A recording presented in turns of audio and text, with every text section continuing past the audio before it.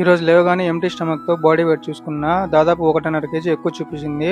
Maximum water హోల్డే ఎక్కువ ఉంటుంది. ఇంక మార్నింగ్ లేవగానే అయితే ఓట్స్ మీల్ అయితే ప్రిపేర్ చేసుకుంటూ ఉన్నా. తర్వాత ఓట్స్ మీల్ ప్రిపేర్ చేసి వామ్ వాటర్ అయితే తాగేస్తా ఉన్నా పరగడుపున.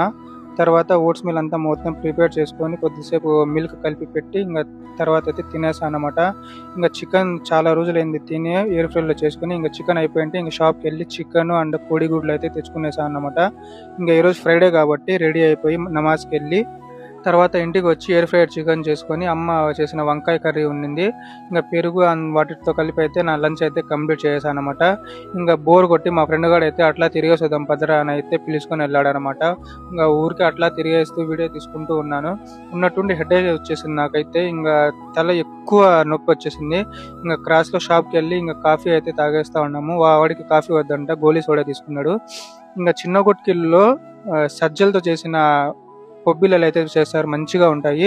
సో అక్కడికి వెళ్ళి అయితే అవి అయితే తెచ్చుకున్నాం అనమాట. ఇంకా వచ్చే దారిలో అయితే మా కాలేజ్ కొత్తగా కట్టారు బిల్డింగ్స్ ఇవి. సో ఎవరో దాతలు అయితే కట్టించారనమాట ఫ్రీగా. సో ఎంత బాగుంది చూడండి. ఇంకా రీసెంట్గా 10 days బ్యాక్ ఏమో ఓపెన్ చేశారు. ఇంకా అక్కడికి వెళ్ళి అట్లా చూస్తా ఉన్నా, వీడియో తీసుకుంటా ఉన్నాను. సో ఈయన సిద్ధరామిరెడ్డి అని వాళ్ళ నాన్న పేరు, ఈ తాతగారి పేరంట. వాళ్ళ కొడుకులు అయితే కట్టించారు ఇది. ఇంకా అట్లా కాలేజ్ చూసుకొని మళ్ళీ ఇంటికి వచ్చి ఇంకా శ్మశానం దగ్గరికి వెళ్ళి, ఈరోజు ఫ్రైడే కాబట్టి మా అవ్వ సమాధి దగ్గర చూసుకొని మళ్ళీ ఇంటికి వచ్చా. మా జైద్ గార్డులు ఎవరు చూడండి, మా ఇల్లు వదలడం లేదు, మా ఇంటి దగ్గరే ఉంటా ఉంది ఇదైతే. తర్వాత అయితే నేను తెచ్చుకున్న పొబ్బిళ్ళలు ఒక నువ్వులు ఉండి అయితే తినేసా అన్నమాట. ఇంకా మా జైద్ గడికి కూడా కావాలంట. వాడు ఏం తింటే మేము వాడికి కూడా వేయాల్సిందే, లేకపోతే ఒప్పుకోడు. వచ్చి అదే పనిగా అడుగుతానే ఉంటాడు. ఇంకా డిన్నర్లోకి రైస్ అండ్ చికెన్ వంకాయ కర్రీ తినేసి పడుకునేసా అన్నమాట.